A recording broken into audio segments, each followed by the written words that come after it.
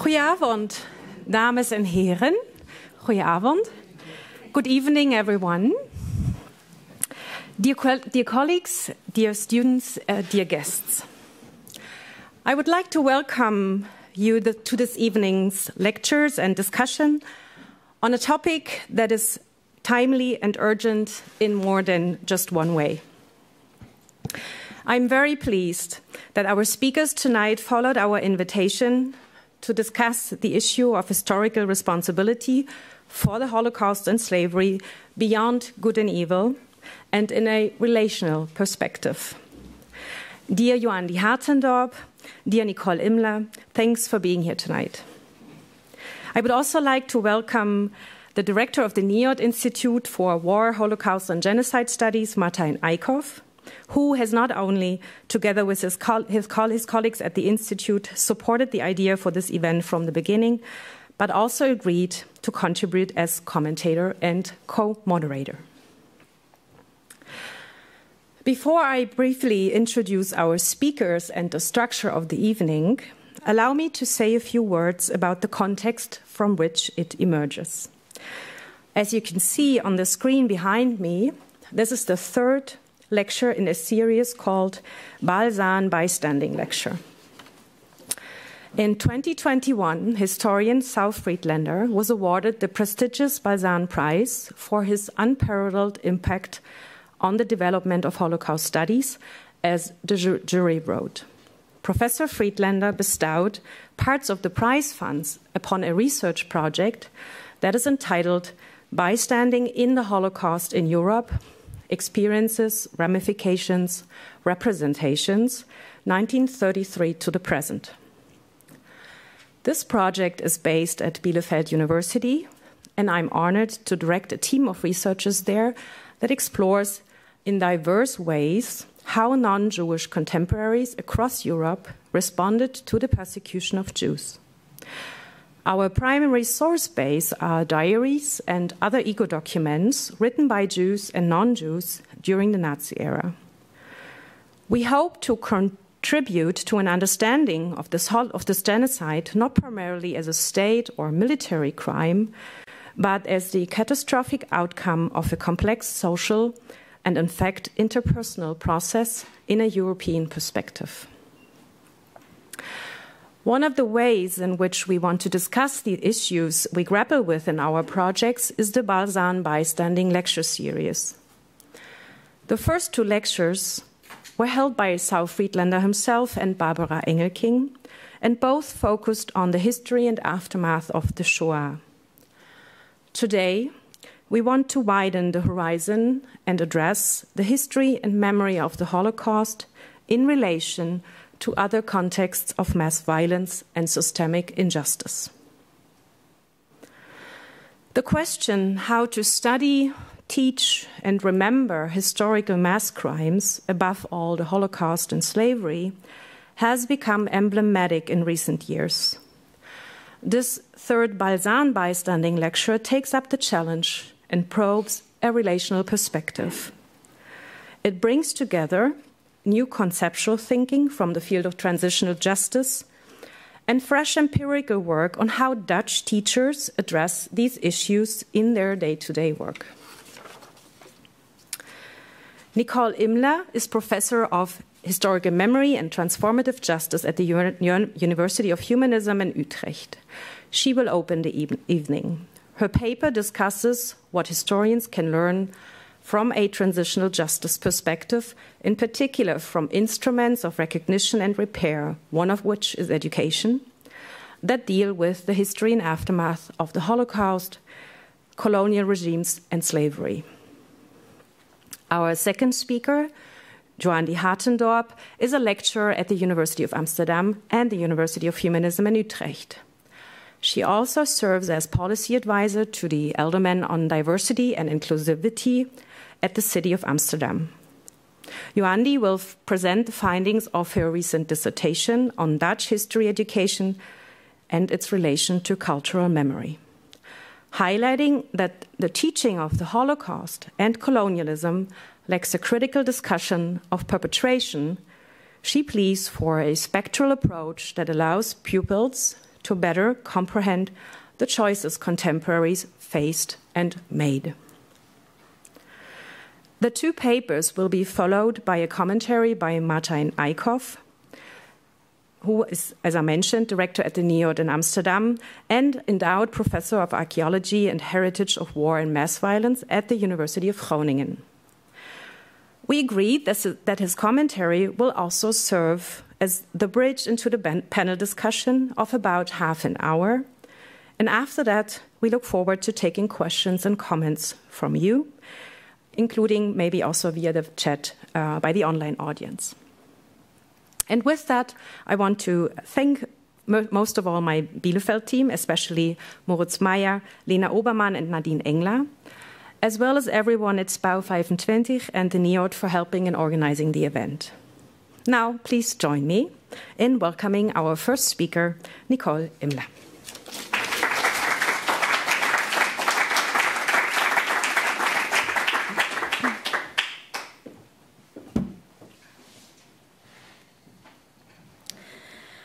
Yeah, many thanks, Tina, Martijn, to invite me here to the third Balzan lecture talk. What an honor. And I'm also very happy here to be together here with you, Andy, to go in a dialogue together how our research connects in order, because we share a commitment together, and this is to a relational perspective, which is not just a method, but also a theoretical approach, to look at cases of historical injustice in relation to one another. We aim to organize what Wittgenstein has called eine übersichtliche Darstellung, a clear representation that produces understanding which consists in seeing connections. Seeing connections also in the way the Pan-African activist and scholar Dubois has put it in 1942. He said in a lecture, the result of 3 visits to Warsaw Ghetto was not so much a clearer understanding of the Jewish problem, as it was a more complete understanding of the problem of slavery. It was not longer in my mind a separate and unique thing as I had so long conceived it. The race problem in which I was interested in cut across lines of color, of physique, and belief and status. So the question we deal today is how to take historical responsibility for the Holocaust and slavery. While I will zoom in on the question of reparation, what is considered as repair, Ioannis will address education, which is one crucial element of repair. And we will argue that a relational approach is crucial to move beyond the debate on good or evil. It's a dichotomy that in our understanding stands in the way of debates in the urgent need to have. So I will first say something about how Holocaust reparation figures as model in the field of transitional justice and the power of referencing, then show shortcomings that become visible through a relational approach, and finally suggest a framework, transformative justice, that exemplifies the merits of a relational approach. So the power of referencing. Learning from the Germans is the book title from philosopher Susan Neiman, 2019. She called a provocative book. It's an appeal to the US to do more than to come to terms with its slavery past and its persistent legacy.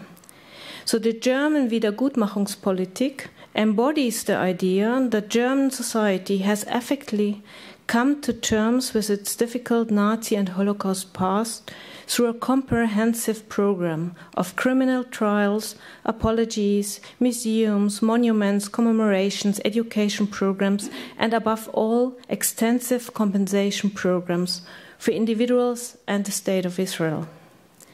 So the German reparation policy is often used as a reference by groups that are not yet recognized. Just think of the talk of the Black Holocaust in the US to underpin reparations for the descendants of enslaved people, or the demands of the Nama and Herero for recognition of the genocide in Namibia caused by German colonialism. It is the reference to the Holocaust that makes their own injustice visible. A similar example we have seen here in the Netherlands in 2011 at the Civil Court in The Hague.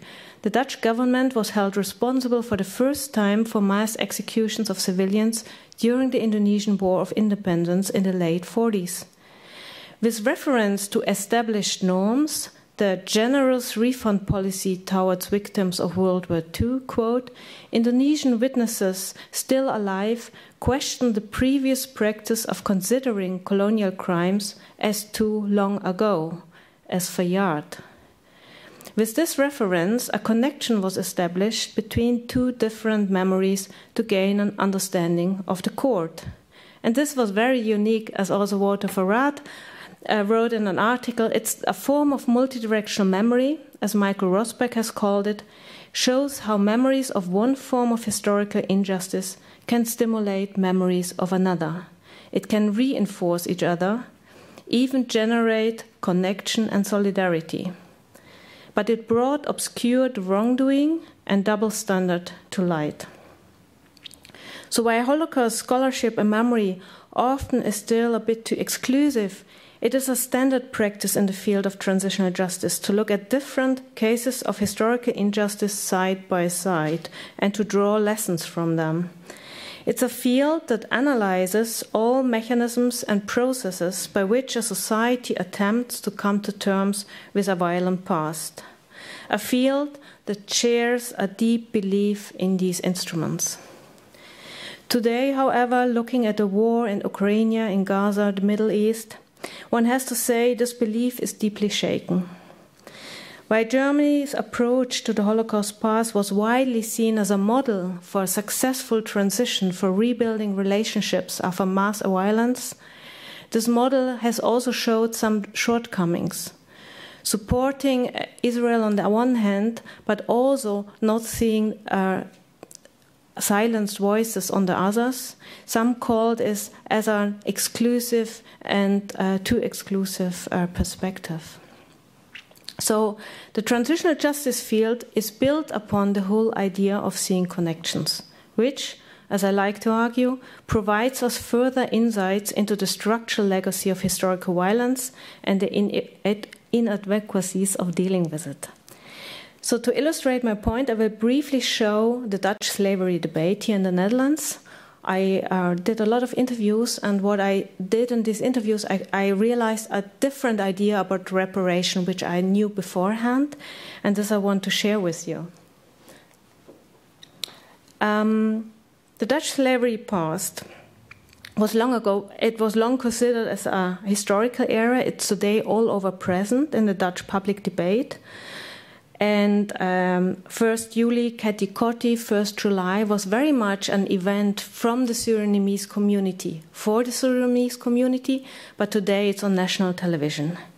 So while in 2013, marking the 150 years since the formal abolition of slavery in 1863 in the Dutch kingdom, the presence of King Willem-Alexander was purely symbolic here in the Oosterpark.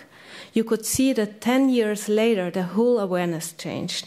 So he was not just present, but he also asked for forgiveness for the obvious lack of action against this crime against humanity, as he called it, by the House of Oranje-Nassau. His apology was followed by a commemoration year, the establishment of a national slavery museum and a reparation fund, acknowledging that reparation for the structural legacy of slavery is needed. And what we see in those developments is how the slavery past is talked about differently is also influencing how reparation is talked about. And this is also one of the quotes I show here. So while 10 years ago, in 2013, a key term was still herstelbetalingen, reparations, compensation payments, today it's rather about restoring the rights of people of African descent. In the words of the anthropologist Francio Guadalupe, instead of healing the trauma of victims, today it's about the struggle of the ancestors for equality, which became central. So crucial in this change of idiom is the 10-point reparation plan from the Caribbean countries suing several European governments for reparations. It's the UN Decade of People of African Descent. It's the Black Lives Matter movement. It's the anti-Black Pete movement. This all contributed that its discussion is not mere about the limited to material repair, but it's about restoring every aspect of the rights of people of African descent. So what one can see here is that the whole idea of reparation changed into one of restoring rights, which is quite an opposite idea of reparations. One is coming from the idea of harm, the other from a standpoint of justice. One is rather about specific groups, the other is rather about society.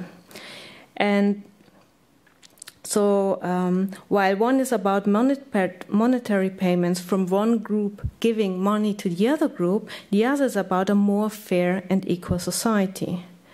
So what we see here is the reparation debate has moved from a debate on victims and perpetrators, or two parties in a more simplified way now here, to one about multi-voicedness. So multi-voicedness is a key term in the debate, which means multi-voicedness on all levels of our society has become a key aspect of repair, being present and also be invited to contribute to debates. So instead of reproducing racialized legacies of colonialism in a racialized politics of repair, in which colonized subjects become objects of repair, it's the social relationship between those parties who is under scrutiny. So the repair then means to be about the transformation, about a social relationship. So consequently, one could say, to stay with the title of the whole event tonight, reparation is not so much about the spider, the perpetrator, nor the fly, the victim, but it's about the web, the society as such. However, and this we see, it's exactly this social relationship that too often is not transformed in a politics of recognition. Because there is the assumption that the struggle for recognition is an emancipatory struggle, that it allows people not just to raise their voice, but also to be listened to. But too often those instruments of recognition rather confirm the status quo instead of changing it, leaving victims or those victimized in marginalized positions. And let us, I show you one quote from one of my interviews, a very well-known Romani from Vienna. They do listen, but not much has changed yet because of the compensation. Was it supposed to change anything? My life and the life of my daughters have not changed. What we have received makes me rather feel minor. I'm still a war victim. I feel so tired about this label. People also call us minority. When I think of myself as a minority, I feel instantly inferior. I'm not a minority. I'm a human. This quote is not just powerful, but it's also not exceptional. Many people think the Roma, it's a specific group, it's a specific marginalization. But actually I chose this quote because it mirrors many similar experiences I heard in interviews with members of victim groups who, while officially being recognized, still feel as second-class citizens, as not respected, unseen as human being, or as someone. So here I want to introduce a model I'm using in the research in order to bring the different group experiences, the lived experiences of different victimized groups together. Often a model is helped, and this is a distinction drawn by the philosopher Nancy Fraser, and she made a distinction between affirmative recognition and transformative recognition. And while the affirmative recognition, you see, it keeps the victim-perpetrator status intact. You stay still in the same dichotomy. Whereas when you talk about transformative recognition, then you reorganize the underlying structural conditions and relationships, which asks for multiple parties to get in dialogue with and also include the institution, society. So what it shows here is the triangle on the right-hand side. So to get beyond this dichotomy of victim and perpetrators, a dichotomy you also often see at court, but what a judge at the court also does, namely to organize the decision by the judge, often asks institutions to take responsibility, or also to ask society to react to an unseen problem. And if you ask then yourself, okay, what is then transformative recognition? How to get this? There is a scholar from the Transitional Justice field, Paul Greedy and Robin Simmons, I always change names, and it's radical participation. They say transformative justice requires a radical rethinking of participation in transitional and transnational justice interventions. It seeks a form of participation that engages with but transforms victimhood. And I see often, however, that this is not happening. And I think a lot of those debates we saw about the slavery history and the slavery reparation in the last months here in the Netherlands, it was a debate about participation. Who is the one deciding with which, who participates? Who creates the terms of recognition? Who decides what recognition and reparation looks like? So in this whole discussion about recognition, there is so much power play in every step which is taken. And mostly participation comes here, in the last third of a process, but participation has to happen here, when the first steps are made in order to get, for example, the Slavery Museum or the Reparation Fund. Is the decision about the Reparation Fund already taken, and then groups are asked what to do with the money? Or is the whole idea whether a Reparation Fund is a good idea, is this already discussed? And then I think the plea is here, I think, to, if you listen more to grassroots and to different groups and negotiate, also the negotiations they have, what reparations look like, then actually we come to a different idea about what reparation would look like. How? Okay. So, because we have today the relational perspective, and we have the Holocaust and the slavery put next to each other, but I make a very small detour to other forms of historical injustice, because they support, in a way, the claims we do. So interviews about other large-scale forms of institutional violence, and then we talk about failed peacekeeping missions in Bosnia, about sexual abuse in church institutions, about human rights and environmental violations by multinational Shell. These are all different research projects. I'm coordinating a team, and in all those cases, they are all at the court in Den Haag. It's individuals who sue institutions who neglect their institutional responsibility for wrongdoing. And in all those cases, it's about individual violence, but it's also about structural violence.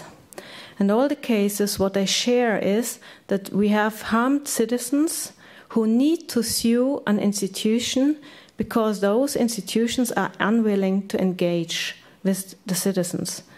So to sue them for court is their last way, their last resort. And then the judges are increasingly forcing these institutions to take responsibility.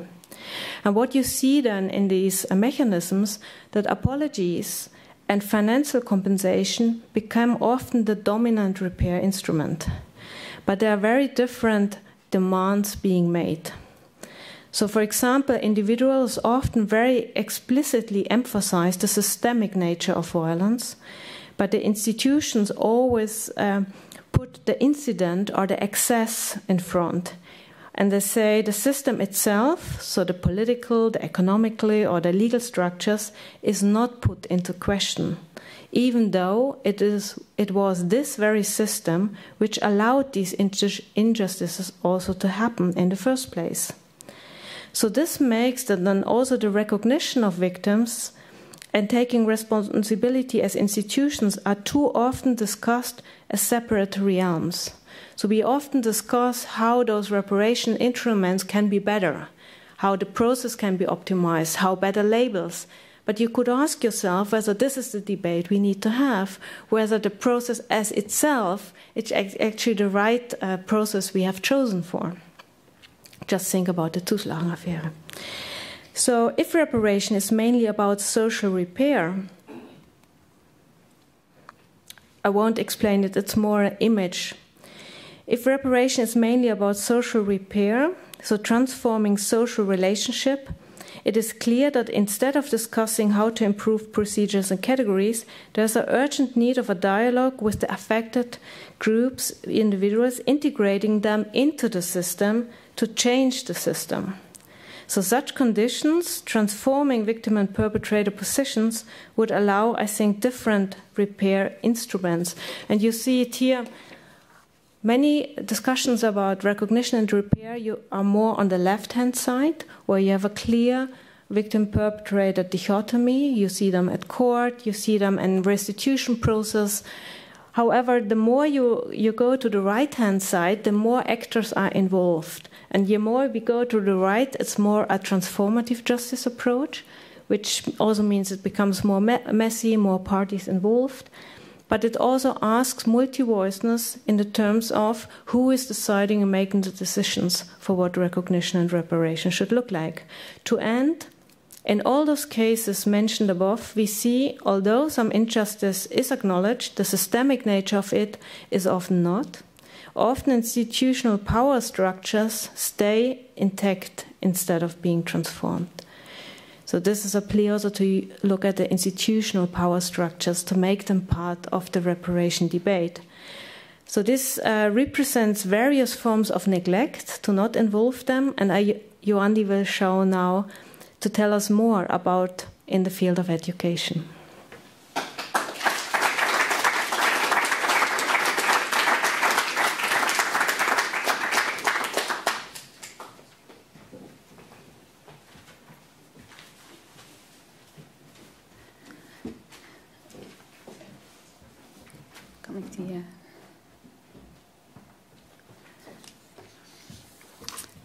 Hi, everybody. Is it for you?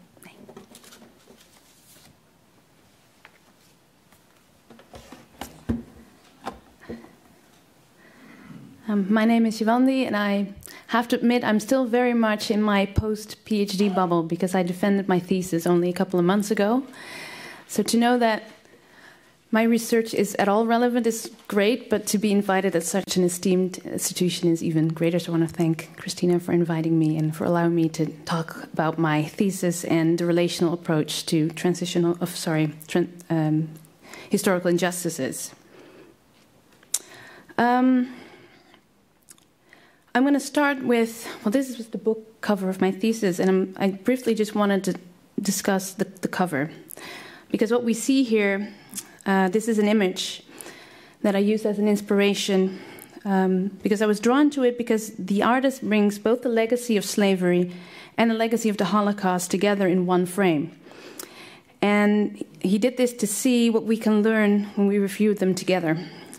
And this relates to what I have done as well. So I wanted to start with that. And then briefly discuss my research design. The historical injustices that I address are Holocaust and slavery, and particularly how the Holocaust unfolded in the Netherlands and how Dutch slavery unfolded in the Dutch colonies. And with regards to these injustices, I was interested in how meaning is given to perpetration in Dutch cultural memory. And I studied history education because memory scholars would often pose a link between history education and Dutch and cultural memory, stating that history education is almost similar to doing memory. Historical narratives are transferred to future generations, where pupils are taught to engage with history and with the very purpose of remembering it. So I particularly studied his secondary history education and particularly history teachers and the stories they told, rather than textbooks. But when it comes to sensitive history, and by sensitive history I'm referring to history where teachers as well as pupils have a tendency to feel something, to be engaged on a personal level. When this happens, teachers tend to, the textbook tends to become subordinate and personal stories take center stage. I first started my research by focusing primarily on Holocaust education. And this started because of a personal intrigue with, or interest in the Dutch paradox, which relates to the Dutch alleged tolerance on the one hand, and the relatively large amount of Dutch Jews finding their deaths in death camps.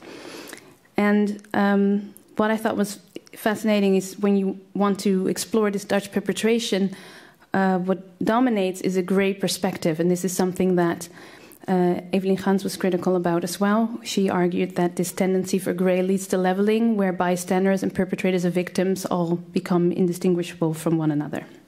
So when all these different categories conflate, it begs the question, where are the perpetrators? And I was intrigued by this question. Which brings us to the question, why slavery education? When I started my interviews on Holocaust education, it became I observed that teachers would often make the connection with slavery education themselves. So one teacher would say, I find that the legacy of slavery has a similar weight to the legacy of the Holocaust, so I use the never again Auschwitz slogan, but I use it differently, and I say never again slavery to equate them in the classroom.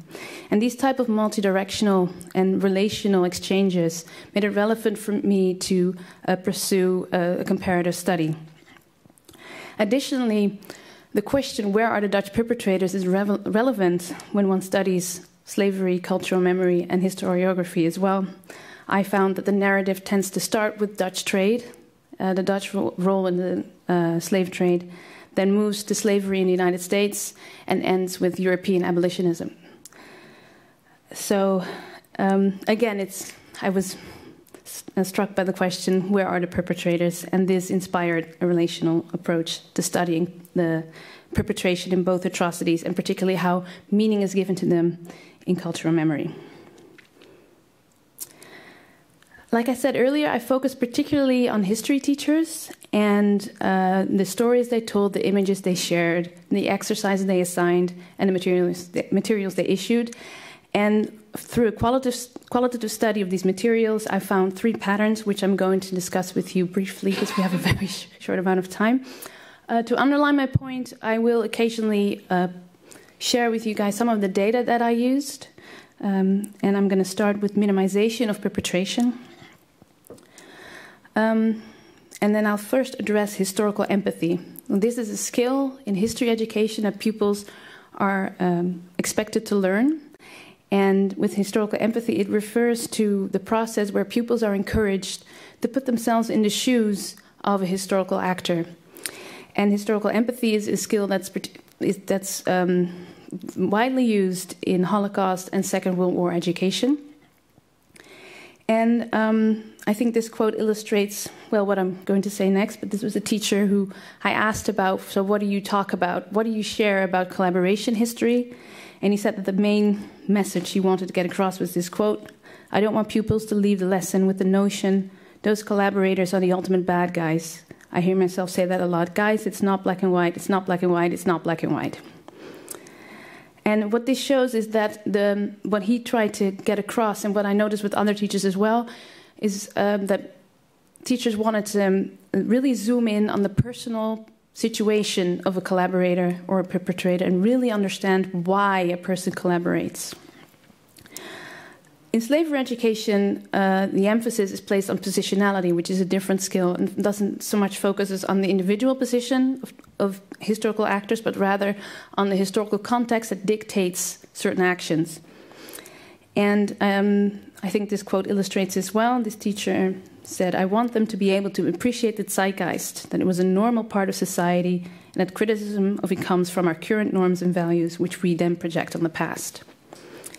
And in this impositionality exercises, an emphasis is placed on the harsh nature of the 17th century and how slavery was normal at the time. And this is something that was repeated a lot by teachers, that it was normal at the time, which is, of course, a very Eurocentric perspective, because if we would ask those who were enslaved if slavery was normal, I think the answer would be very different.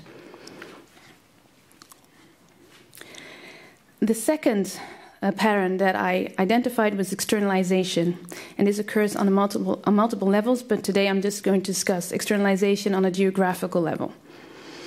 And particularly how Westerbork was discussed illustrates this well. One teacher said, on paper, Westerbork wasn't such a horrible place at all, because it's a transit camp. And I recently visited the National Holocaust Museum, and in one of the rooms they show a propaganda video of Westerbork. And they show that Westerbork was presented as a relatively normal place because life was allowed to continue. But this was, of course, propaganda, and it was a lie. And it's interesting how this lie persists into current teaching practices. This idea that Westerbork is a separate reality from the reality of the Holocaust and of the death camps, because it's seen as part of the Netherlands, which is not associated with the actual Holocaust. In slavery, a similar externalization occurs. This teacher talked about the focus on the United States. And the funny thing is that teachers wouldn't say, I focus on the United States. I would just ask them, what do you teach about slavery? And they would instantly begin talking about the United States. So this teacher said, when it comes to slavery history, I also find it really important to look at the liberation movement in the United States and Martin Luther King.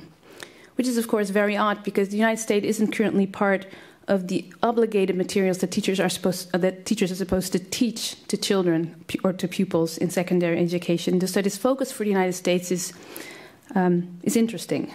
But it also shows that perpetration is placed outside of the context of the Netherlands, and perpetration in slavery is also done by someone else. The third pattern is dehumanization and othering. And I have two quotes that illustrate this, this process. The first one is with regards to slavery history, where a teacher said, I tell them you also had slave owners that were pretty good to their slaves, because you also don't abuse a horse if you needed to plow. And this illustrates the use of animal comparisons, which is widespread in slavery education, but Holocaust education as well. And another quote belongs to a teacher who I asked about what images he used. And what I found striking is that in both Holocaust and slavery education, the use of shocking images is considered pedagogically sound, largely because teachers feel that an awareness needs to be created of the severity of both historical events, and therefore the best way to do that is to show really gruesome images. I asked the teacher what images he showed, and he said, well, the standard images. And then I asked him what the standard images were, and he replied with this answer.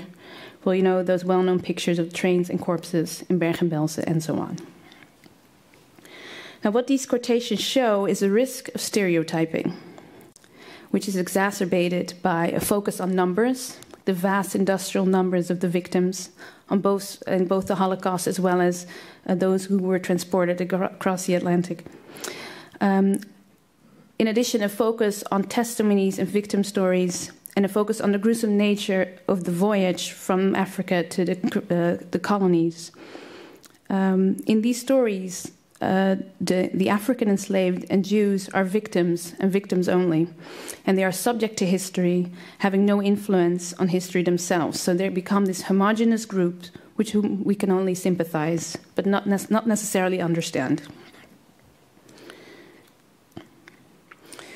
So out of these three themes that I've identified, there's a risk of relativization of Dutch perpetration. Because we've seen that with historical empathy and positionality, either by focusing on the individual experience of the collaborator perpetrator or zooming in on the historical context that dictates perpetration, we find that there's no Dutch accountability. And in that, relativization takes preference over judgment.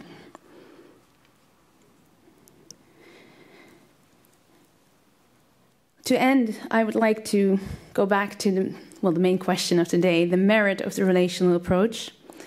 And the first merit of the relational approach is that it has created an awareness to these otherwise invisible commonalities. We see this tendency for the grey in Holocaust historiography, which shifted from good or evil to good and evil, or a mixture of both, from black or white to grey. And the relational approach has shown us that this tendency for grey is prevalent in slavery education as well. But this tendency for grey manifests in minimization, externalization, and othering. So rather than highlighting the black or the white, a nuance occurs in which history becomes both or neither. And this can teach us something about the positions of the victims. As I said earlier, the late Professor Evelien Gans discussed the tendency in historiography to make a grey argument that this results in a grey soup. Everyone's a little bit of a victim and a little bit of a bystander and a little bit of a perpetrator, undistinguishable from one another. And if one wants to understand the position of the victim, or in the case of the Holocaust and slavery education, the position of the stereotyped victim, this becomes subordinate to understanding the perpetrator. The victims lose their position, their complexity in the historical narrative. And if we want to do the position of the victims justice, my studies have shown that we don't need a black or white perspective, nor a grey one. We can investigate the historical context or the personal condition that makes a perpetrator perpetrate, but without losing focus of the performance as a whole. The phrase, "never again Auschwitz," is difficult to give meaning to when pupils don't learn how the Dutch contributed to the reality of Auschwitz.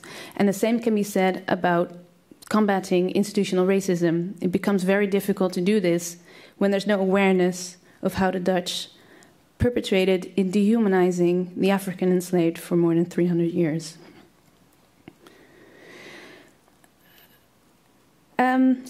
The second merit that I would like to address is that what I noticed when I spoke to history teachers is that they would often find a competitive way in which to relate to both topics. They would say, I spend more time in the Holocaust because I personally relate to it, or I spend more time on slavery because I find it more topical right now. And this competition seems less fruitful if we think about how both topics could really benefit from a concerted effort to create an awareness of the potential for more inclusivity, where the humanization of victims becomes a priority. And the third merit is that I mainly studied how perpetration is represented in Holocaust and slavery education and its effect on Dutch cultural memory and meaning-making with regards to perpetration. But it would be interesting to see to what extent these patterns can also be found in other topics of sensitive history, such as Srebrenica or the Dutch colonial presence and war in Indonesia. And with that, I wanted to end today. So thank you very much.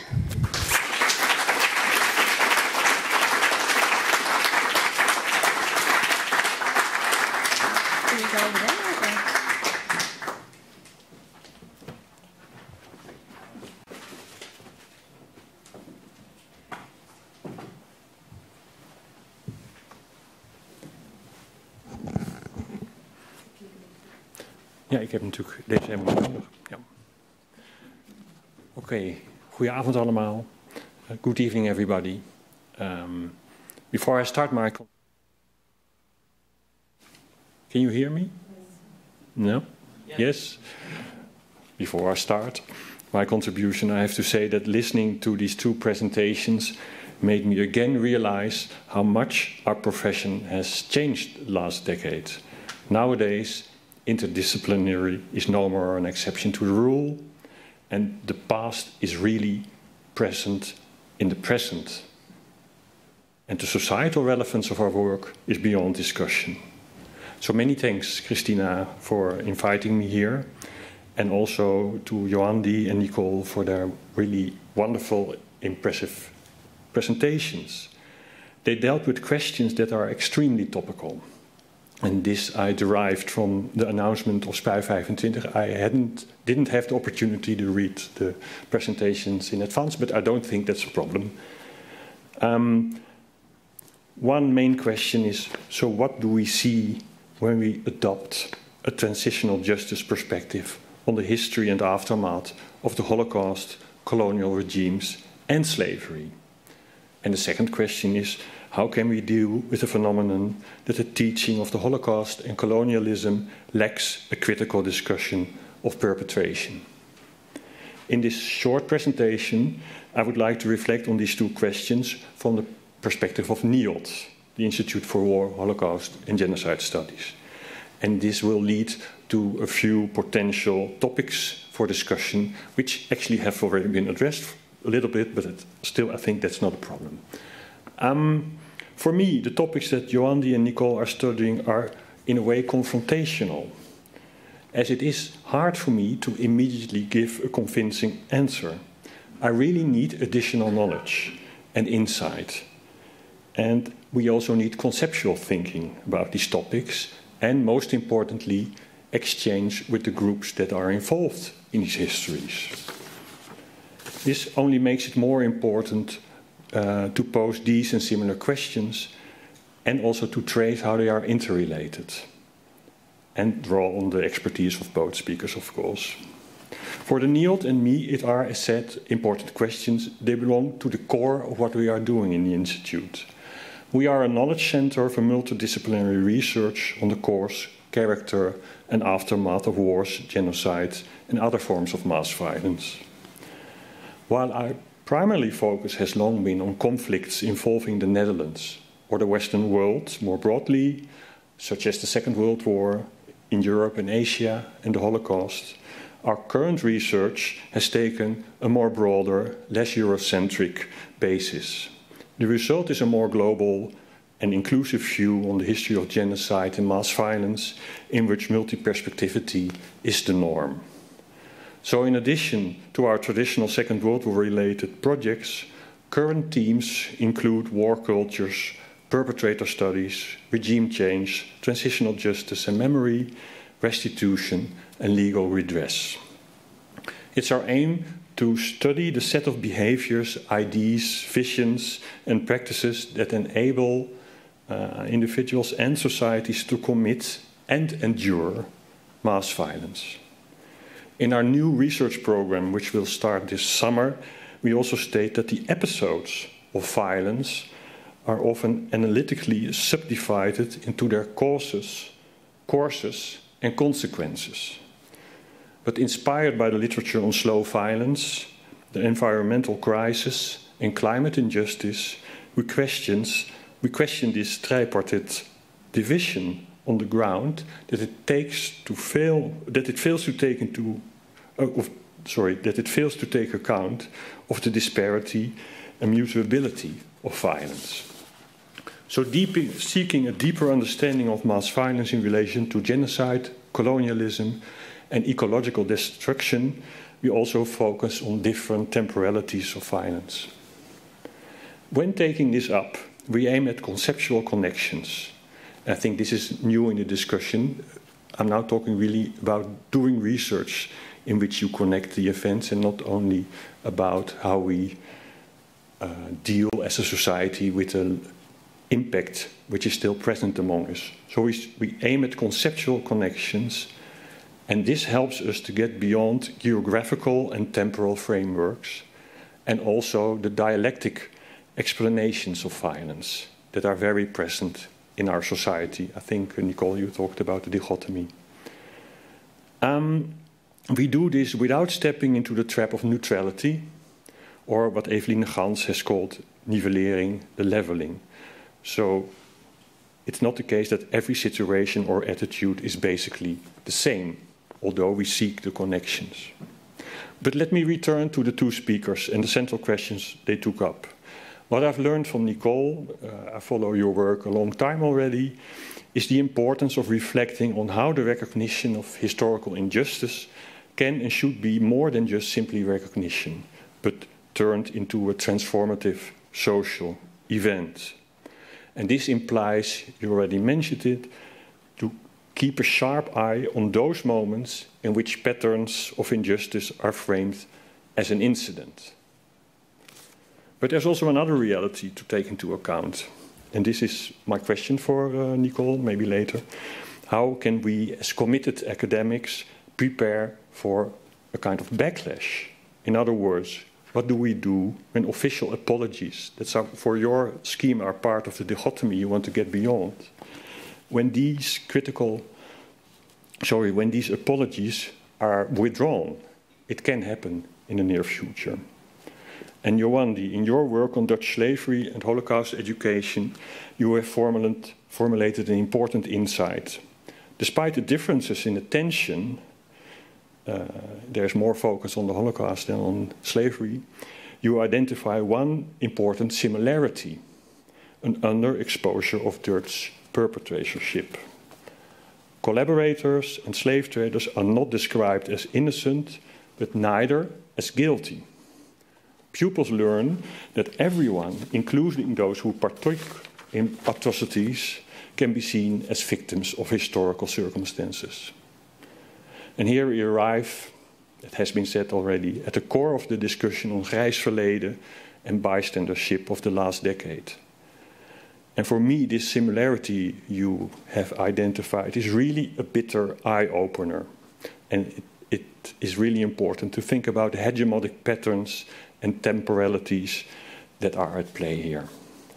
So my question is, in your work, together with Nicole, you have redefined Gloria Wecker's white innocence concept, and you say we should talk about a lack of responsibility. And I really would like to hear why you think that's important to get a step further than just saying it's about white innocence here. And to conclude, I have a question for both speakers.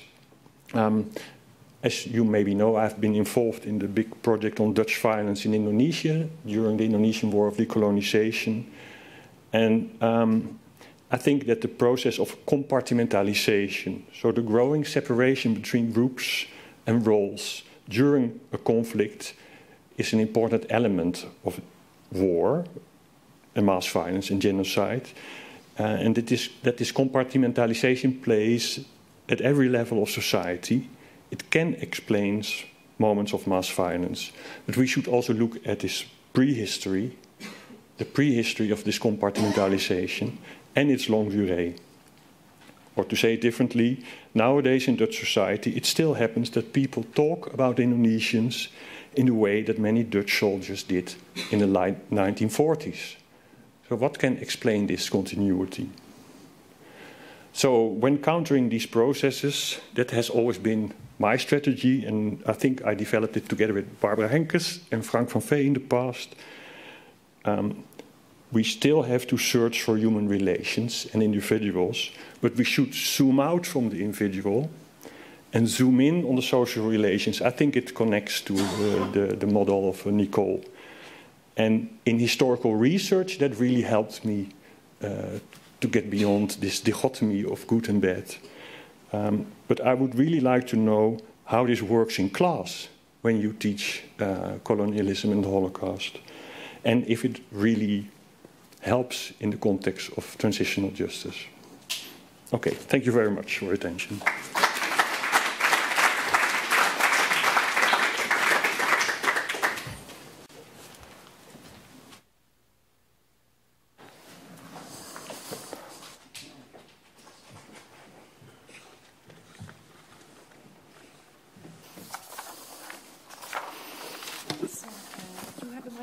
I think we are supposed to share the microphone. And,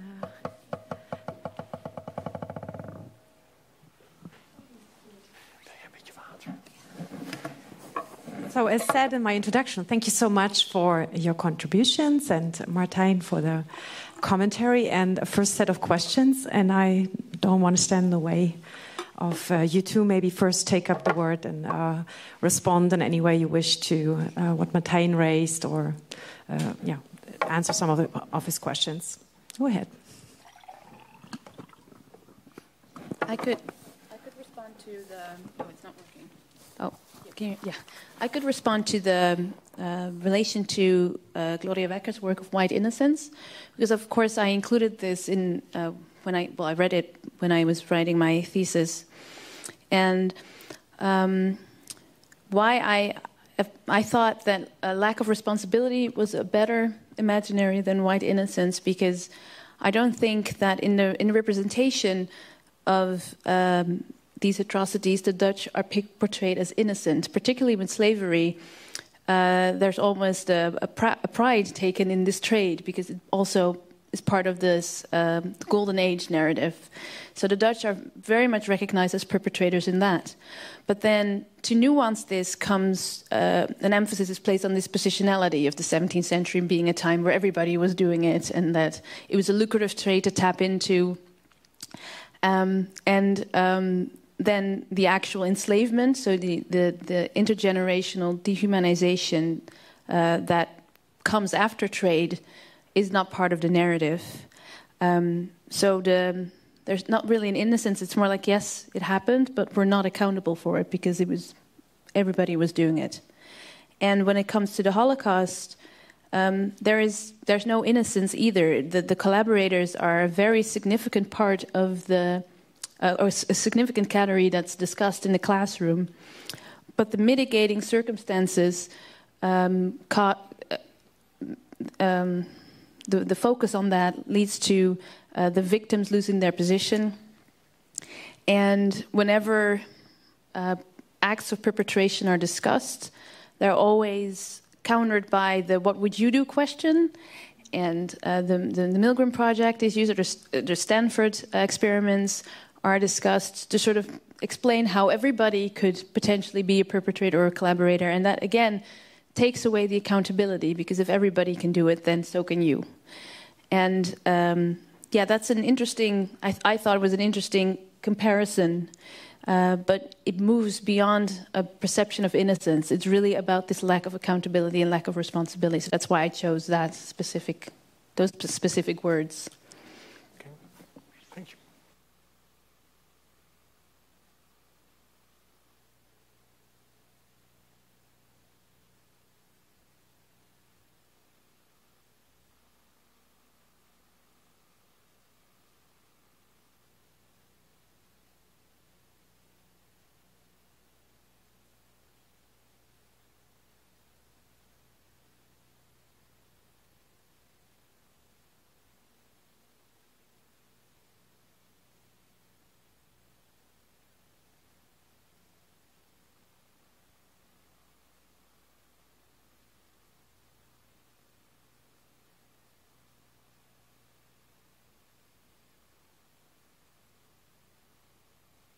Where they explored apologies for historical injustice worldwide, and I asked her, do you know of any of these cases that it happened that somebody was taking back a historical apology and she didn't know about it? So it would be really a precedent. On the other hand, I think maybe we shouldn't overjudge this, because a time ago I wrote an opinion piece with it's called "Voorbij de excuses, alstublieft."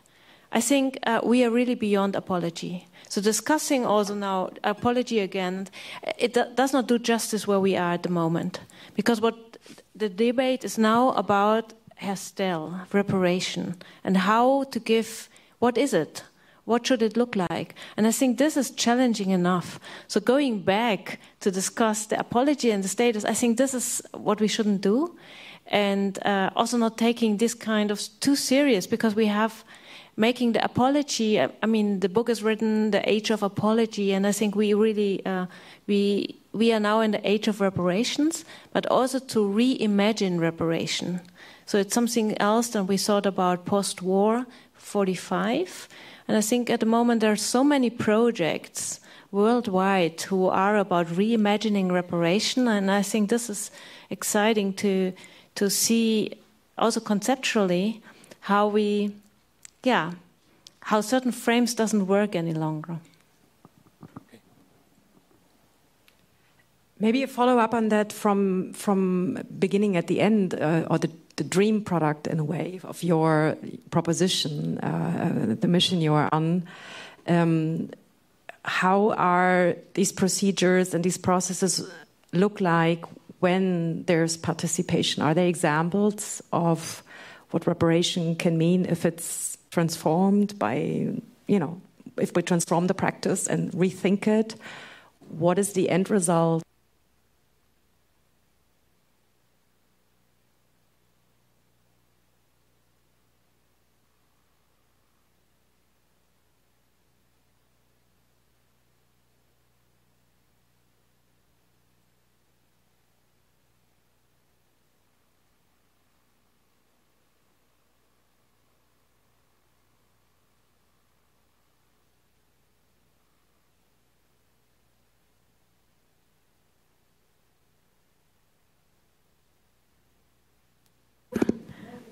Let's see.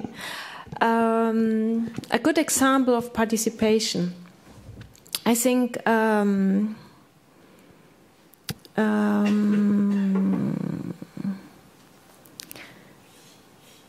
for example, we had the Maro payments here around 2000 for the Jewish community, where after the realization that there were so many shortcomings after 45, there was an excuse for the bureaucratic nature of the post-war, how people were perceived back after they came back from the camps, from the underdog, and so I was very much thought about the use of language. You are apologizing, not for what happened during the war, but what happened after the war.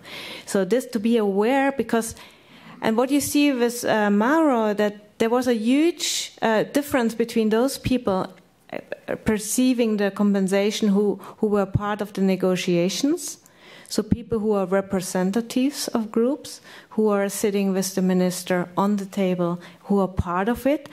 So people who really feel they are part of a process, they are more in favor, or in favor is not the right word, but they are more appreciating those achievements, what they have received in a negotiation process.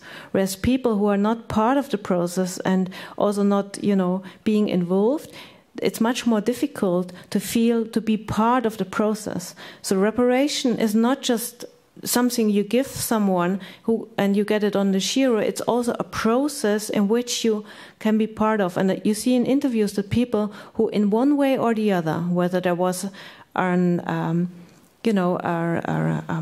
kind of personal contact with applicants, or a letter exchange, or a different kind of, where a kind of social encounter was part of a process, then it influences the way reparations are perceived. And I think, you can't say it classically that one process is better than the other.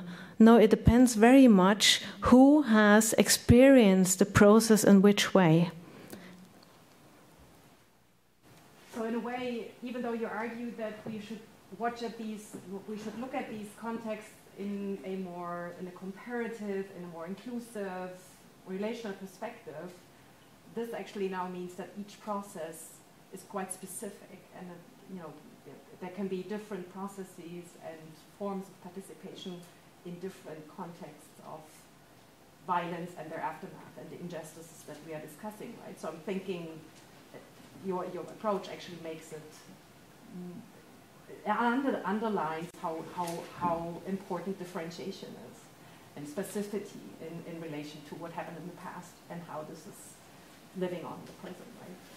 If I may, I would also want to ask one follow-up question to your project, which is a wonderful exercise in thinking through what our work has to do with everyday teaching, and in a way, as you phrased it, doing memory in school. I wonder how aware the Dutch educational system is of the problems that you were discussing, and how, in the process of your research, teachers, schools, the ministry, whether there's a discourse of there's actually something we have to address, and maybe part of that, my question would also be, how far away is this from what the Dutch textbooks and curricula actually expect teachers to do? Is this a problem of practice, or is it in fact also a problem of not good enough teaching materials, educational textbooks, and it will be fascinating to discuss this with relation to other, national contexts. Of course, the German textbooks come to mind, but maybe you can say something about, then also in this sense, the relevance of your work. Yes, gladly.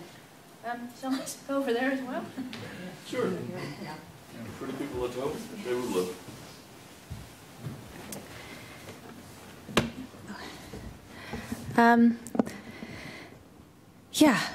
The Dutch educational system is quite interesting when it comes to sensitive history, because Dutch teachers have a lot of freedom when it comes to how they address these topics.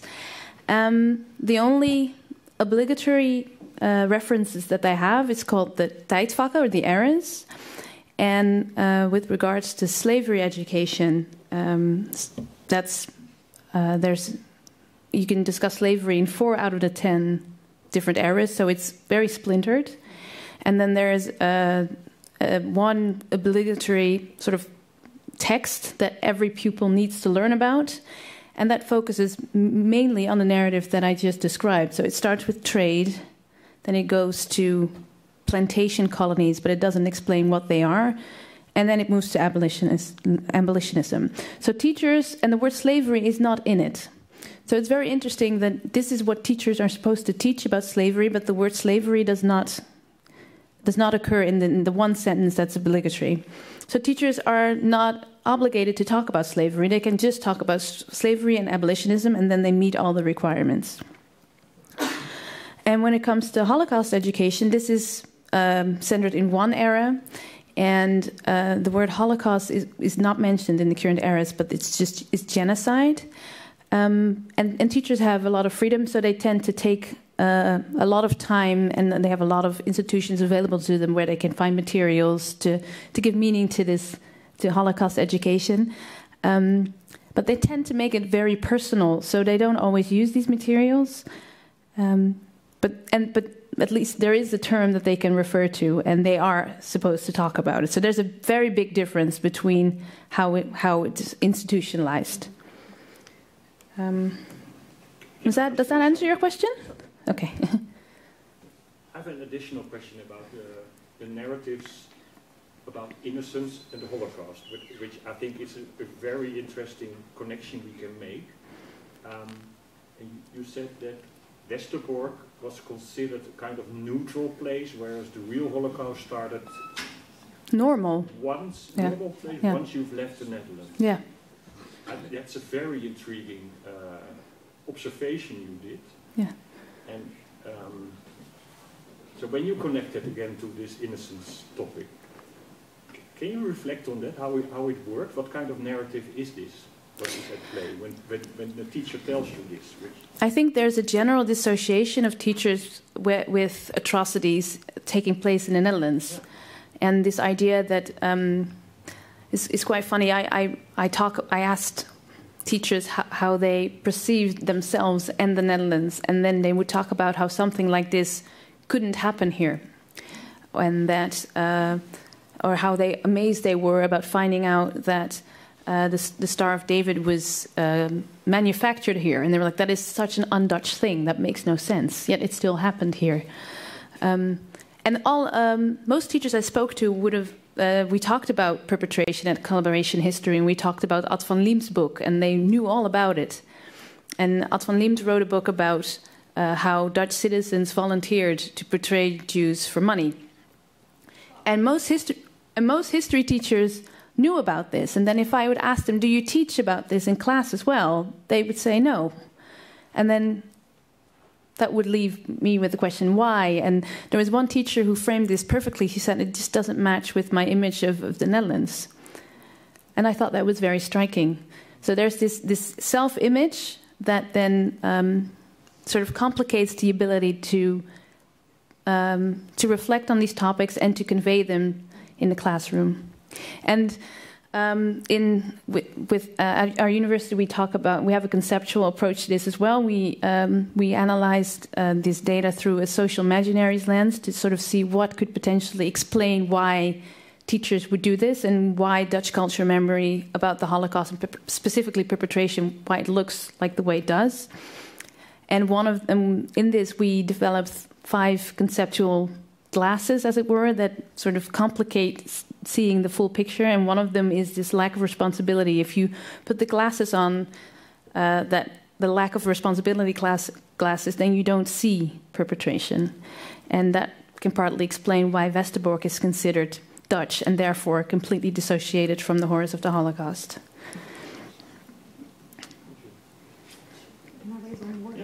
Maybe I also take the mic, yeah, just for the audience.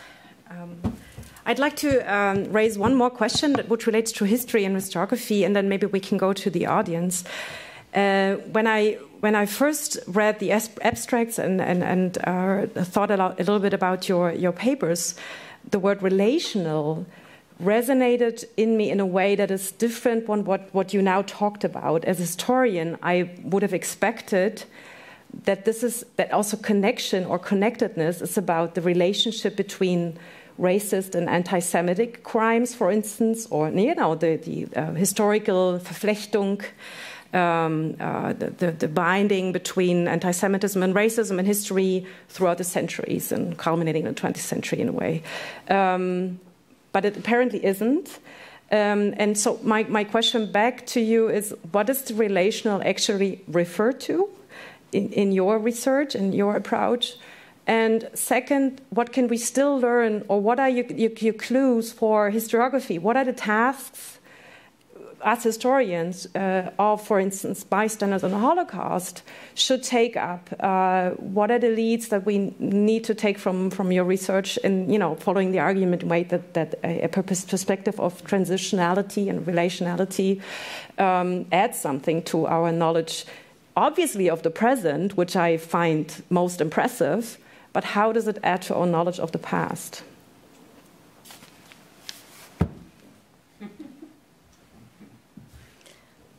Yeah, Tina, a tricky question. I think, indeed, so I used a relational perspective, not so much for the lived experiences back then, but rather from a today's perspective, how people look back to their experiences and how they can resonate with the experiences of others. For example, as we today talk, many Bosnian diaspora here in the Netherlands who have experienced Srebrenica, they have a really hard time now looking to what happens in the Middle East. And there is this lived experiences gets revivid through, all these, this lived experiences we witness. There's a kind of, and I think here too, this relational, how I use it, I see it very much an intervention in a memory, in a debate by historians, memory scholars, whereas there are too many silos.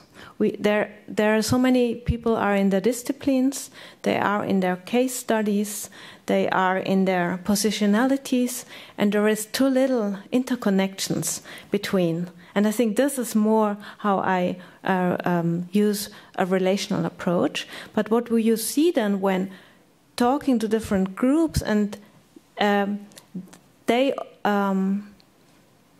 is this relationality, as also Joandi showed in the data, in how they describe this experiences of discrimination, marginalization.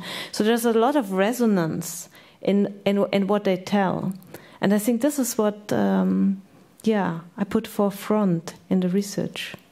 But I think it's a really good question. I will think more about what does it tell us about approaching, the past.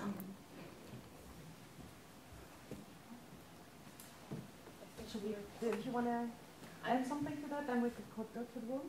I'm not a historian, so I find it difficult to give a better answer than she already did. So let's go to the audience. I see one question there, and we don't have a mic, so please If you want to stay up, that's yes. good. About Vaart from the Vrije Universiteit. I have a question, I think, for Johanni. We have now recently a National Holocaust Museum in this city, and we will have probably a National Slavery Museum, already mentioned by Nicole. So how can that change the problems you identified in the classrooms? Because now, with these two museums, if they communicate well and organize, collaborate, and organize joint projects, they could invite the school children to go there, and they enlighten their teachers at the same time. Isn't your problem already solved?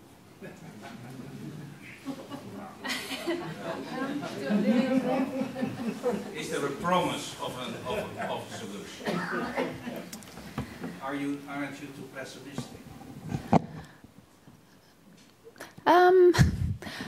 Well, if my problem is already solved by two museums, I'm not entirely sure. I do think that there really is a task for museums to have a really good educational program. And I think I know the National Holocaust Museum has one, and I'm sure the Slavery Museum, which is not here yet, will probably have one as well. And in those museums, if they can spend time and effort in humanizing the victims, then that really does help, I think. But I think there is more of a struggle to be had in the institutionalized structures that decide what needs to be taught in the classrooms. I think that needs to transform radically and very soon. Yeah. So I would say that it's best to focus on that and not wait for the museums, because the museums are not responsible for how pupils pass their examinations. That's what the secondary education programs need to do. So that's where I would put my focus on. Thanks. Yes, I would like to say something about that, but my English is not very good. I would like to say the museums do not end the inequality. Yeah, they are a money-making business nowadays. Everything turns into a money-making business here in regarding the slavery history. So I think what he said is not good. It doesn't count. It's bullshit, I think. Sorry. Sorry for that. Yeah. Thank you. Other questions in the middle? Oh, go ahead. I agree with you that you should say who are the perpetrators, but in all of this discussion, I very much hear everyone speaking about collectives. The white or the Dutch society is responsible towards the Suriname society, or the Dutch betrayed the Jews. There were some Christian Dutch who betrayed Jewish Dutch in hiding in the house of other Christian Dutch. So the who did what is and when is what the historian ought to do. And the sociologist or the politicologist tries to analyze and search for patterns. And the lawyer tries to make reparations and redress in the concept of good and bad and wrongdoings, tort and crime. So I don't think the historian should sit on the chair of the judge and try to do a kind of lawfare and social repair. You should tell and search for what exactly happened. Like with slavery, the question is also who did what then. In the 19th, the 17th, and the 16th century, it were wealthy Dutch families that organized the slave trade. There was ghastly poverty here of people who had nothing to say and nothing to decide about anything. And in Africa too, there were African slave traders who enslaved other Africans, other African tribes, and they delivered them into the hands of the transatlantic slave trade. But on the other hand, there was a huge Arab slave trade going to the east, and also there European slave traders participated. But the thing that, so I should say, you should concretely focus, and maybe the House of Orange has a good reason to say, well, we, the House of Orange, apologize, but the history of the Holocaust is still direct, and the reparations were directed to the first generation, and that was not very, that was a very strict process. It was not given to the second generation. Only psychotherapy was, although for a short time it was, and then it was reduced to only psychotherapy, and that's it. Is that a question? Yeah, well, maybe you can reflect on that. Maybe you want to reflect on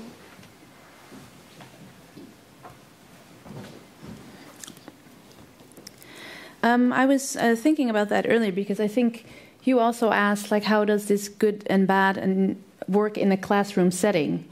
And I think my focus is not necessarily on that. My focus is on inclusive education.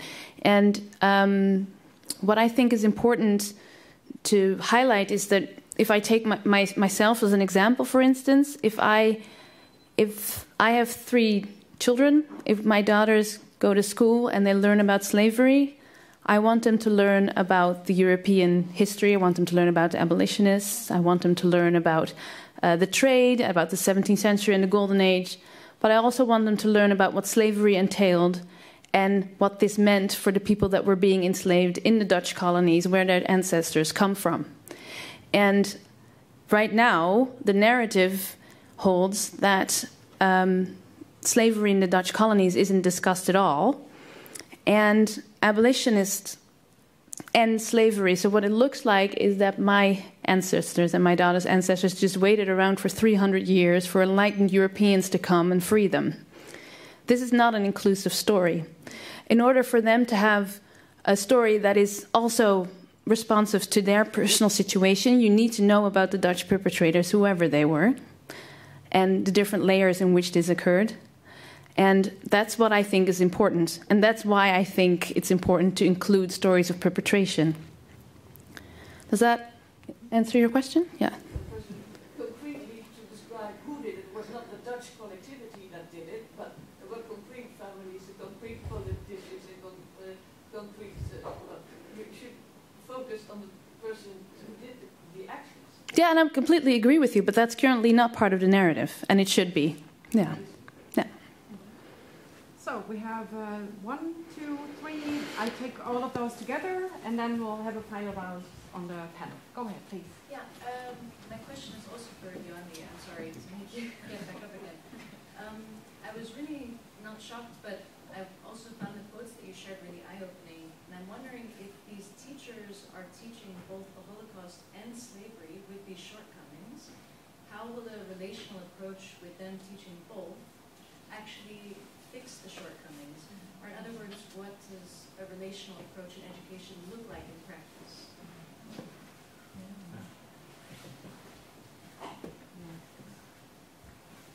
Oh, actually, I'm sorry. I forgot my own rule. No. Go ahead, please, ask those questions, and we'll take it. Yeah, well, I have a question for both, but I'll keep it short. My question for Nicole, thank you, by the way, for your presentations. My question for Nicole is if you could say maybe something about the role of art in reparations, and my question for Joanny is if you could draw some parallels to today. We talk about, if you want to, either white innocence or the lack of responsibility, accountability in Dutch perpetratorship when and about Dutch participation in the colonial project and a genocide that is happening as we speak. And about the relation between history and the present, and if it is possible to even have this conversation without addressing what is happening in the present. My question would be to Martijn. I like to prevent mass violence being happening in the future. I would have a priority in education, like learn how to deal with your conflict without using violence. Then impunity should be tackled. The picture you showed on Nuremberg brings me to, for instance, George Powell, who lies to the United Nations Security Council, or Israel government trusting on the US government to use their veto power in the same Security Council. Would you please include in your interdisciplinary scope of studies international law, law of war, etc.? Thanks. So we go in this order. Maybe Joanny, go first, Nicole, and then yeah, so I believe the first question was, what does a relational approach look like? And I interviewed history teachers and asked them about their approaches to both history topics without separately. So how do you teach about the Holocaust and how do you teach about slavery? And then I looked for the relationality in how they answered. There are teachers who are experimenting with using human rights as like an overarching theme and then discussing these different histories as part of this theme. And you have this with the colonial perspective as well. So then you have the colonial theme and then they discuss slavery and Indonesia. But in general, the two histories are discussed separately. And I think that when it comes to history education, it's quite a conservative field. So this idea of them doing it radically different is, I don't think it's going to happen anytime soon. But I wrote this particular study to maybe, if history teachers read it, to inspire them to think about these commonalities and see if they can address them to avoid this minimization and othering and externalization that occurs in both practices. And the other question, how can we apply these lessons in the present? I find this difficult because, yeah, we all know what you're talking about, of course. And I made a point of not talking about this today because it's risky, particularly if you have a specific position with my job as well. So I don't really think that I can discuss it specifically, but what I do want to say, what I can say is that one of the repercussions of teaching the Holocaust in a way where the Jews in Dutch society are perceived as victims and victims only, when this narrative persists in the present, it can cause blind spots. And I'm going to leave it with that.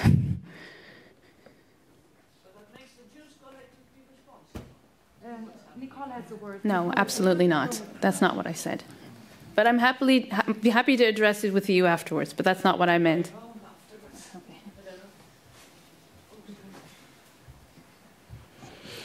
I think the question was about the role of art in regard to reparations, and I think the role of art is always to make us think about the language we use, the frames we are in, and to help us to get beyond.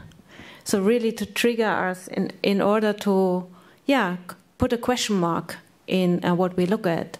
And I think in the transitional justice field, art has become a very powerful instrument in regard to for example, you talked about international law, the legal frames we have to address human rights violations, but we also know that very often those are not implemented.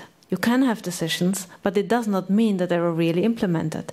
So what do? Do you wait until the decision is implemented in 20 years, making you dependent from those power instruments, or do you rather maybe invite an artist who helps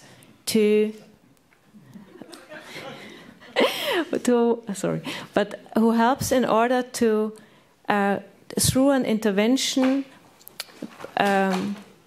give input into a social process. I think because reparation is very much about the social process, so artists are also figures who mediate and communicate a social process. I think this gives them also a very important role in these kind of processes.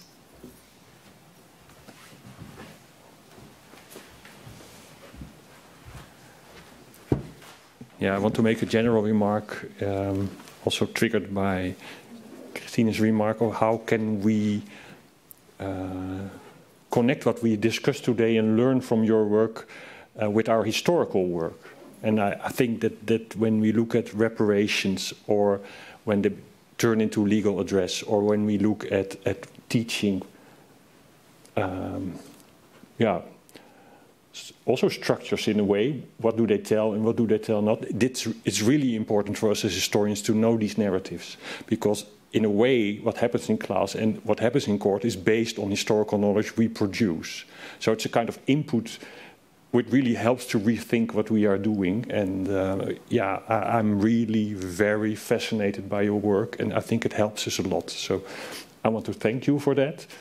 And what you see is that we really don't know how to deal with Dutch perpetration. I think that's the lesson I learned today. And we have a lot of roads to get beyond it and to still be able to look in the mirror. And yes, I speak of the Dutch. We are a collective in a certain way. Of course, there are individuals, but it happened in our society, in our political system, and in our social systems. So I think we can talk on the basis of these categories here today. And then your question, yes, we look at international law, and I think it's a crucial part of also the lessons learned from violence. And for example, NIOD has done research on the Nuremberg trials and the Tokyo trials, and see what double standards were at play in these different moments, and also how coloniality still is part of our international law system. It's really what we do study. So thank you. It's good you mention it.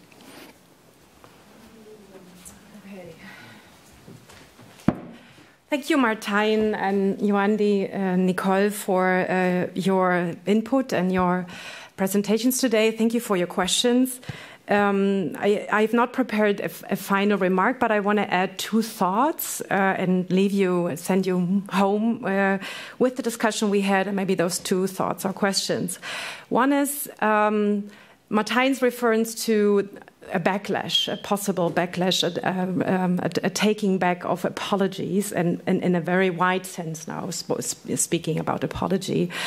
And Nicole had a quite optimistic or zuversichtliche response.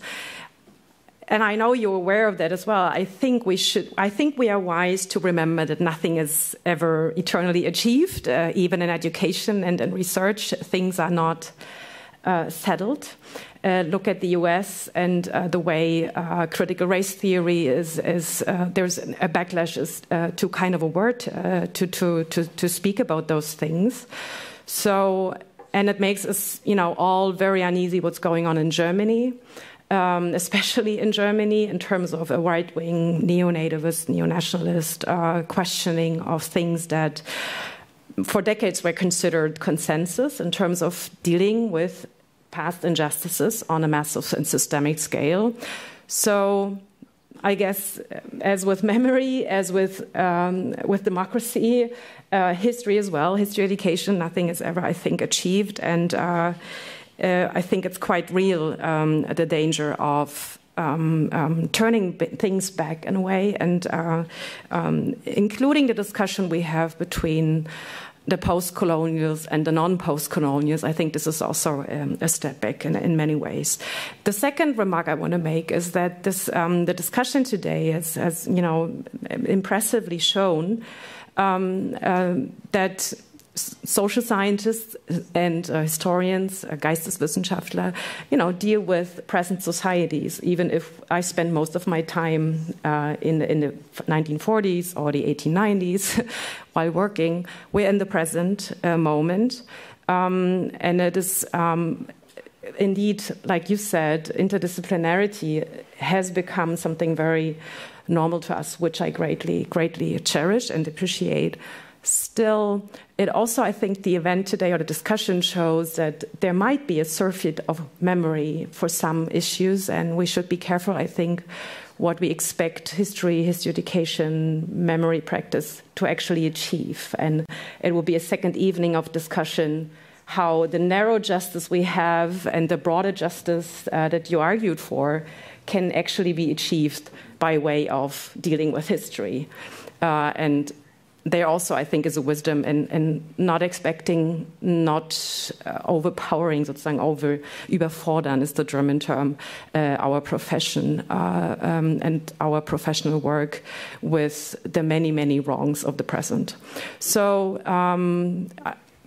believing that we are all made more aware of those problems and how they relate to each other, I think I will leave it at that. I want to thank you again for your contributions and for engaging with the audience, with discussing these issues with Martijn and myself. And I wish you all good way home, safe way home, and good evening. Bye-bye.